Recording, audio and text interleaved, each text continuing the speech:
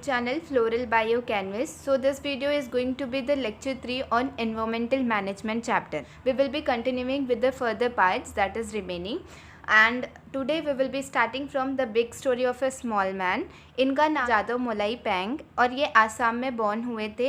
Eight the age of 16 ही used to work as a forest worker.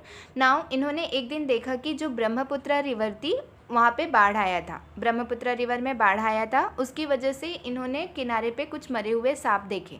तो he was very much concern and he came up with new idea. इनके idea में ये था कि जो रिवर का किनारा है वहाँ पे इन्होंने 20 बैम्बू प्लांटलेट्स लगा दिए. ये लगाने का मकसद ये था बेसिकली क्योंकि जो भी प्लांट ग्रो होगा, बैम्बू का प्लांट ग्रो होगा तो वो सॉइल को एंकर करके रखेगा. It will be holding the soil firmly, जिससे कि रूट्स फर्मली सॉइल से अटैच रहेंगे एंड अगर नेक्स्ट टाइम बाढ़ आया तो उसकी इंटेंसिटी कम रहेगी और उतना डिस्ट्रक्शन नहीं होगा और सॉइल इरोजन भी नहीं होगा. So this was the main motto behind this bamboo plantation. And ऐसा हुआ भी कि फ्लड आया तो नेक्स्ट टाइम उतना इंटेंसिटी नहीं थी फ्लड से और उतना डिस्ट्रक्शन नहीं हुआ. फिर in the year 1979 social forestry department they started afforestation project. Afforestation मतलब हमें ट्री प्लांट करना है, प्लांट्स लगाना है. सो उसी को हम बोलते हैं अफॉरेस्ट्रेशन. बट इनका प्रोजेक्ट था कि 200 हेक्टेयर्स ऑफ लैंड को कवर करेंगे. Now Molai was also in this project. तो इनके वर्कर्स जो भी इनके प्रोजेक्ट में साथ थे सब ने ये प्रोजेक्ट स्टार्ट किया एंड एक समय पे ये प्रोजेक्ट कंप्लीट हो गया. तो जितने वर्कर्स थे जिनका काम हो गया वो चले गए, बट मोलाई जो थे वो वहाँ पे अभी भी प्लांट करते गए. प्रोजेक्ट कंप्लीट होने के बावजूद भी इन्होंने प्लांटेशन कंटिन्यू रखा एंड प्लांट करते करते इन्होंने कवर कर लिया 1360 acres of land. So he cover this much of land. यहाँ पे एक समय के बाद जितना भी प्लांटलेट्स इन्होंने लगाए थे it got converted into forest and this was all because of his hard work. तो वहाँ पे वो जंगल बना जिसको हम मोलाई जंगल के नाम से जानते हैं and it was all because of Molai's hard work. So he was awarded with the prestigious Padmashri award by the government of India because of his hard work. और उस जंगल को हम मोलाई जंगल के नाम से जानते हैं. तो इनकी स्टोरी से हमें ये सीखने को मिलता है कि अगर कहीं डिस्ट्रक्शन कुछ खराब करना रहे तो बहुत लोग साथ में आ जाते हैं, पर केवल एक ही इंसान अगर ठान ले कि मुझे ये निर्माण करना है, ये बदलाव करना है, वो इंसान ही काफ़ी रहता है निर्माण करने के लिए, जैसे इन्होंने जंगल का निर्माण किया. सो this was the big lesson from his story. Now moving further, here we have to study about environmental conservation and biodiversity. First of all, biodiversity in nutshell I will be telling you all कि biodiversity, if we split the word, bio means living organisms or life, diversity means variation.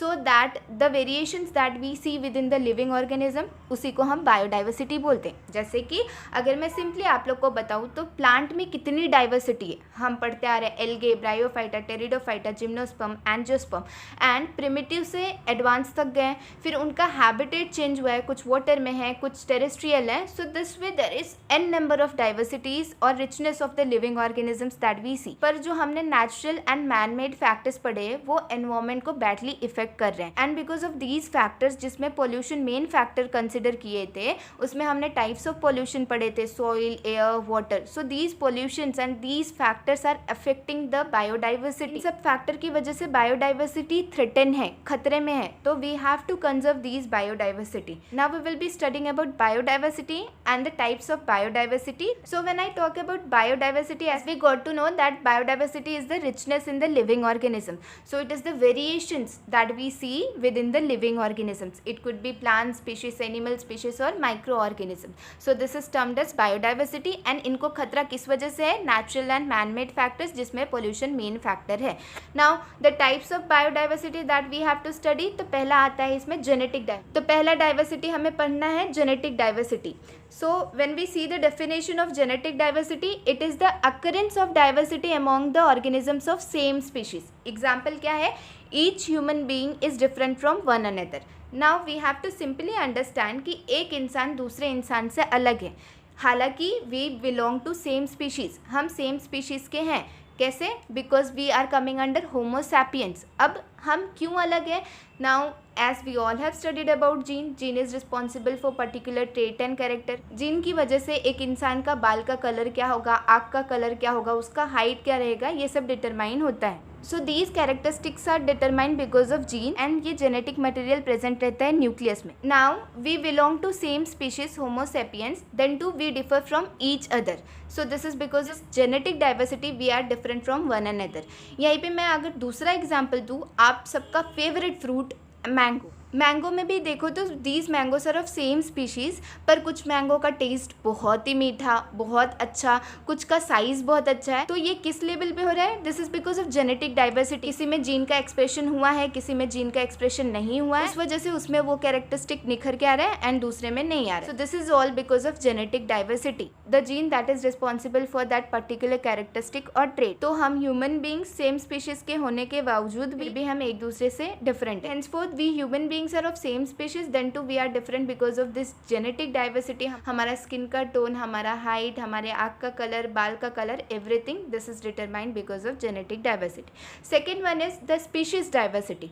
Now as I have said there is n number of species. So when I talk about species, it could be plant species, animal species और microorganisms. Now when I say species diversity, तो हम इसमें basically consider करेंगे plant को. जैसे मैंने ऊपर ही discuss किया कि प्लांट में स्पीशीज की बात करें तो प्रिमिटिव से एडवांस तक जाते हैं, जैसे Thallophyta, bryophyta, pteridophyta, gymnosperm, angiosperm. कुछ का हैबिटेट वाटर में, कुछ लैंड पे हैं, तो उस तरह से हम उनको पढ़ते हैं.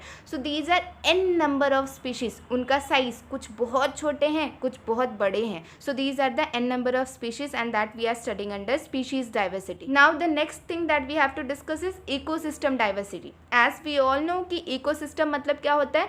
Ecosystem it means the interaction between the biotic and abiotic component. Now when I say a pond, water body, it is an ecosystem. तो water body में जो भी aquatic plant and animals हैं उनके लिए वो favorable environment है, वो उधर survive करते हैं, adapt कर चुके हैं, तो वो उनका favorable ecosystem है. वहाँ पे जो भी abiotic components है, soil, water, उससे interact कर रहे हैं biotic component. Henceforth वहीं मैं गर्म जगह की बात करूँ, desert ले लूँ, तो डेजर्ट में भी ऐसे ऑर्गेनिजम्स पाए जाते हैं जो वहाँ पे सर्वाइव कर सके. There is also the interaction between biotic and abiotic component is taking place in that hot environment that is desert. Henceforth these are coming under ecosystem diversity. कुछ ठंडी जगह का इकोसिस्टम है, कुछ गर्म जगह का इकोसिस्टम है, वाटर बॉडी का इकोसिस्टम है. So these are the ecosystem diversity.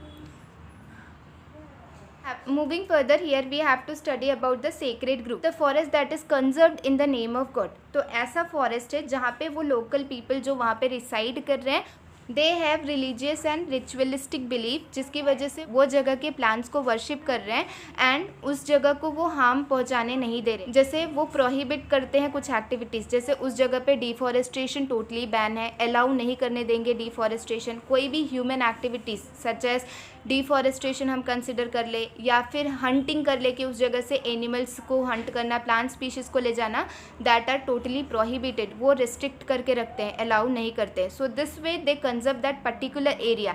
And ये किसके अंडर आता है? सेंचुरीज़ के अंदर. सेंचुरीज़ के अंदर इसलिए आ रहा है क्योंकि these are conserve by the society. जो वहाँ पे लोग रह रहे हैं वही उस एरिया को कंजर्व कर रहे हैं. Henceforth they are also coming under centuries. इस तरह से जो सेक्रेड ग्रुप है वहाँ के फॉरेस्ट को गॉड के नेम पे हम कंजर्व करके रखते हैं एंड कोई भी एरिया में ह्यूमन एक्टिविटी अलाउड नहीं है, रेस्ट्रिक्ट करके रखते हैं एंड उसको हम उस एरिया को हम कंजर्व करते हैं. प्लांट स्पीशीज़ जो भी एनिमल स्पीशीज़ है उनको कंजर्व करके रखते हैं, बचा के रखते हैं. So this is a good thing that we practice to protect the plant and animal species.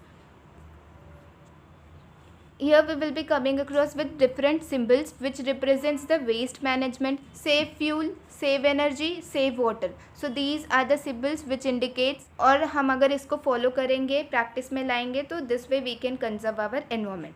Here in this blue box we will be studying about how we can conserve the biodiversity. तो पहला practice है that protecting the rare species of organism. जो भी rare species हैं जिनकी संख्या कम हो चुकी है, को थ्रेट है तो उनको हमें बचा के रखना है. Second thing is by establishing national park and sanctuaries. जो भी ऐसी बॉडीज़ है, ऑर्गेनाइजेशंस है, कुछ गवर्नमेंट ओन कर रही है, कुछ सोसाइटी कंजर्व कर रही है, so we have to establish such national park and sanctuaries जिससे कि वो एरिया के प्लांट एंड एनिमल स्पीशीज़ को कंजर्व करके रखें. Third point is by declaring some regions as bio reserve. So bio reserves are designated area where the plant and animal species are conserved.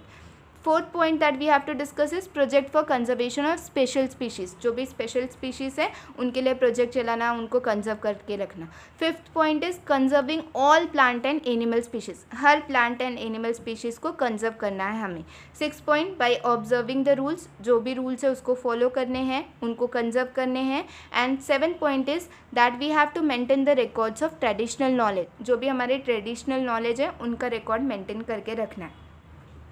Now here we don't have to memorise this entire table. इसमें से दो important चीज़ है जो मैं अभी discuss कर लेती हूँ आपके साथ। जैसे चिपको सेंटर यहाँ पे दिया है, तो इसमें एक्सरसाइज में एक क्वेश्चन है चिपको मोमेंट करके, ये आपकी बुक में कहीं पे भी मेंशन नहीं किया। So we will be discussing about Chipko movement here in short. तो उत्तराखंड में एक गाँव था जहाँ पे कुछ लोग आए, वहाँ के गाँव के जो पेड़ थे उसको कट करने के लिए, बट वहाँ के लोगों का लगाव बहुत ज़्यादा था, फॉरेस्ट को कंजर्व करके रखते थे, बचा के रखते थे। तो वो जाके एम्ब्रेस कर लिए, लाइक वो पेड़ को गले से लगा लिए और बोले कि अगर आपको पेड़ को नुकसान पहुँचाना है तो पहले हमें पहुँचाइए, फिर आप पेड़ कट कर सकते हैं। So this was all about Chipko movement.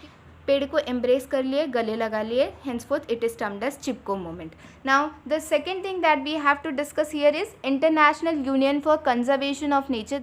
तो ये एक ऑर्गेनाइजेशन है जो कि एक रेड लिस्ट देती है। रेड लिस्ट में वो बहुत सारी कैटेगरी बताती है कि कौन सा एनिमल किस कैटेगरी में आ रहे हैं। जैसे सभी स्पीशीज़ थ्रेटेंड है, जैसे सभी स्पीशीज़ को थ्रेट है, खतरा है, तो वो कौन सी कैटेगरी में है जिससे हम उसके ऊपर ज़्यादा ध्यान रख सकें। तो ये ऑर्गेनाइजेशन हमें ये लिस्ट देती है जिसके हिसाब से हम उसकी कैटेगरी समझ पाते हैं और उसको हम फिर बचा सकते हैं। ठीक है, उसको हाईली कंजर्व कर सकते हैं जिससे कि उसको खतरा कम रहे या फिर खतरा ही ना रहे, वो एक्सटिंक्ट ना हो जाए।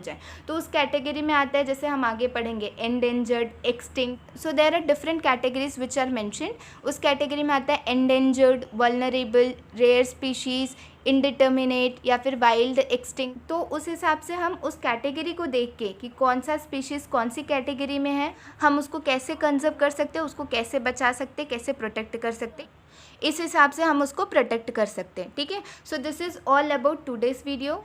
उम्मीद करती हूँ कि ये वीडियो आपके लिए हेल्पफुल रही होगी एंड आपको पसंद आई होगी। Please hit the like button and subscribe to my channel for more new videos. Thank you. हो गया।